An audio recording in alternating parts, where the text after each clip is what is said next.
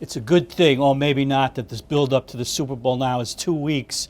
2 weeks in between the last game, the conference championships, and the Super Bowl, because we'll have plenty of time to speculate on where Peyton Manning is headed after he's done playing in this game. You know, some people think that he might go into TV, some people think he might try to go into the front office, but let's just narrow it down to television just for argument's sake. Where would he end up? I think what would happen to him is he's going into a high-profile position. He's not going to work with 10 schleppers in a studio, 8 guys. He's going to be the man. He's going to be in one of the booths. He can fit in anywhere. He could go to 3-man on NBC with Collinsworth and Michaels. He'd be great. Get him into ESPN to mute John Gruden on Monday Night Football with Tirico. That would work. He could go with Sims and Nance on CBS, make it a 3-man.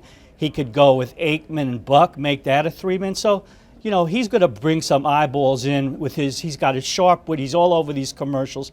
So that's what would happen. I don't know where he's going to end up, but I'm sure we're going to hear enough about this. It's going to come out of our ears for the next couple of weeks. All right? Peyton Manning, where's he going? What does an NBA player do when he gets a little angry? He punches out the assistant equipment manager, and he breaks his own hand doing it. This is what happened to Blake Griffin. He punched out this guy, Matthias Testi, the assistant equipment manager, and broke his hand. None of this stuff ever ends in sports. It keeps going. People doing stupid things, people doing self-destructive things, people hurting other people. You know what? Blake Griffin should get suspended for this. And not just a week, not just 2 weeks. I'd get rid of him for the entire season. Teach him a real lesson. You don't go around hitting people in the face. You broke your hand, that's too bad, but you did the wrong thing. You got to pay for it. Look at this headline. Cess, get serious. You know what it should say? It should say, we were all wrong about Yoenis Cespedes. Everybody thought he wasn't coming back to the Mets. They weren't going to pay him. He was going to go to the Nationals, a long-term deal, and he's coming to the Mets. He's staying with the Mets. This made Met fans very happy for the moment. They'll find something else to complain about in a couple of weeks. Believe me, that's going to happen. But this is a lesson, everybody. You can't believe anyone, including me. I was wrong as anybody else. Nobody knew what was going on inside this guy's mind. He wanted to come back here. No one detected how much he loved it in New York, how much he wanted to be a part of the fabric of the city. That had a lot to do with it. Of course, the fact that he's going to get $27.5 million for one stinking year is a lot of incentive for him to come back here. So he's back. He's going to play for the Mets. But remember this.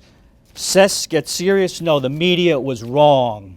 We've come to another ending of the whatchamacallit show. We got the tweets and everything else coming back. Thanks for staying in touch with us.